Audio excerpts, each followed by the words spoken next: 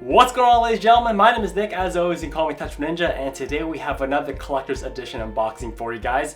And in today's video, we're going to be unboxing the very large and dense, heavy, I'm not even kidding, I think this thing weighs at least 30 to 35 pounds, collector's edition of Overwatch. So based on the weight, I am very excited to see what's on the inside.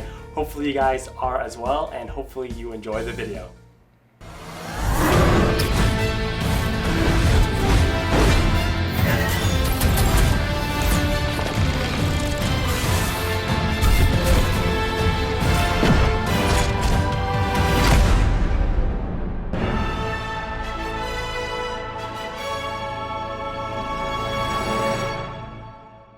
Alright, so like I said, this collector's edition is definitely one of the heaviest boxes I have ever unboxed before.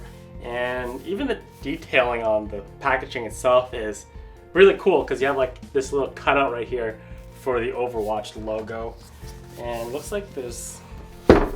This is just another... This is literally just another sleeve. But the thing is like 5 pounds. What the heck? And we'll open this up, and we have a box right here which holds the statue, which we'll get back to a little bit later. And wow, it's just, look at this. It's just like look at the detail in the packaging. There's this Velcro right here that holds the Artbook. Alright, so everything that you guys are about to see, I will have high resolution pictures on my website at www.touchofninja.com. I'll give you guys close-up high resolution shots of everything, but we'll just go through everything really quickly here. So the first thing we have is a soundtrack, which isn't usually included with the collector's edition of a video game. And usually when they are included, what you get is just a little sleeve that gives you a redeemable code. So you take the code, go to the official website of the game, and you can download a digital one. But this one actually comes with a hard physical copy, which is always appreciated. I think all collectors prefer to have physical copies of basically everything. Alright, so next up we have some Overwatch postcards, which you can mail to all your Overwatch buddies. So what these depict are the different maps and locations in the game.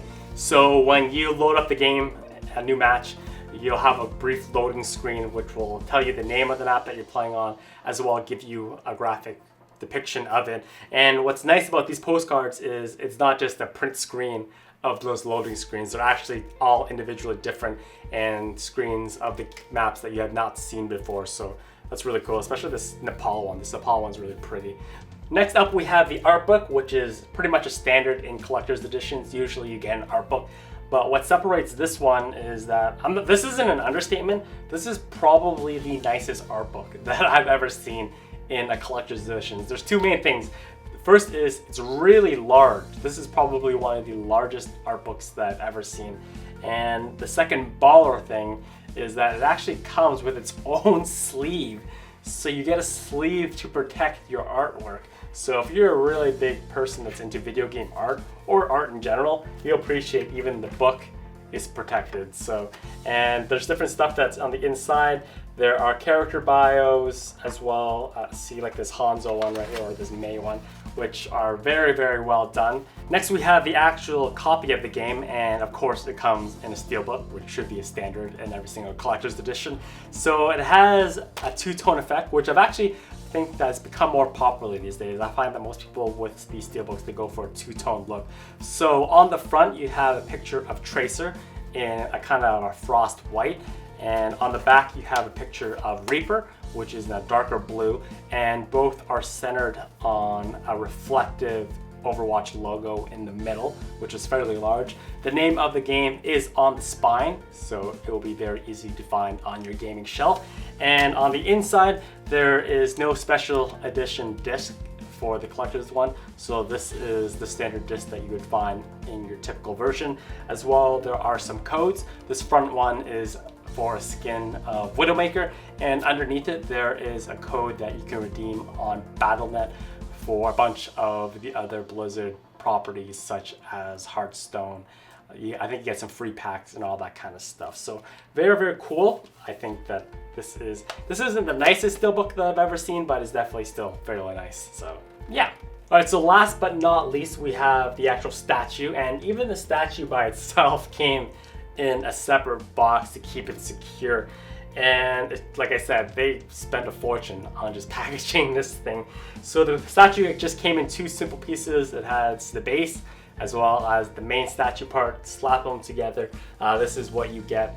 The statue does not do anything cool. It doesn't rotate. There are no LED lights. It's just your standard no frill statue that you'll find in most collector's editions these days. And like most collector's editions, it's made out of that same hard rubber that you'll find basically everywhere. Rubber, really hard rubber that's kind of made to look like a resin.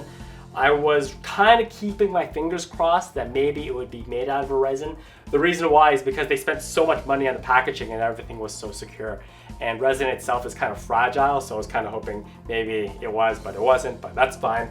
It's finished off in terms of a paint color with this bronze look. Personally, myself, I would have liked the real in-game colors, the vibrant colors that you'd find when you're playing the game. But I think the reason why they went with this bronze look is because they wanted to recreate the statues that were in the reveal trailer for this game. So if you guys remember the reveal trailer for the game, you'll recall there's like these two kids walking through like the Hall of Heroes and they're looking at the statues of past heroes and all that kind of thing. So I think that's what they were trying to really go for with this collector's edition statue. The character itself, the character is Soldier 76. And personally myself, I think they really should have chosen a more iconic character for the game, such as Winston. Winston would have been fairly large because he's a big monkey, even Widowmaker. And I think my ideal choice, if I were to choose a character for them to make, would have been Tracer, because Tracer is just so iconic. When you see Tracer, you automatically think of Overwatch. Soldier 76 is cool in itself, but he could fit in almost every single game out there. It kind of just looks like generic soldier guys. So just to really strike it home, I think they should have really chosen a more iconic character. But overall, it's well done. Alright, ladies and gentlemen, that is it for my unboxing of the collector's edition of Overwatch. I always like to give these collector's editions a score out of 10 just to give you guys an idea of value in terms of what you spend to what you get. So based on the price, I would give this collector's edition an 8 out of 10. So I'm kind of go really quickly through my rationale think process. So Steelbook was great. Default, always come with a Steelbook, so it doesn't lose any marks that it comes with one. And it comes with some cool extra stuff that are normally not found in collector's editions, such as a physical copy of the soundtrack, as well as these cool postcards that you can retrofit into some Overwatch art if you want. And like I said earlier, the art book is definitely probably the best art book that I have ever seen. The only place it loses marks is the statue, which is the main reason why you buy a collector's edition. So the reason why I only got an 8 is, first off, I would have liked real life colors rather than just that bronze look, which I get what they're going for, but in my opinion, it's kind of a cheap way out of painting it. That's just my feel. As well, I think they really should have chosen a more iconic character from the game, such as Black Widow or Tracer. I think everyone would have went crazy over a Tracer statue just because everyone loves Tracer. Just the character itself, it's so happy and so witty that it just brings a smile to your face every time you think about her. So that's just me. Maybe I'm just being overly judgmental, but yeah, 8 out of 10 is still a solid score. If it was a Tracer statue, probably a 9, but anyways.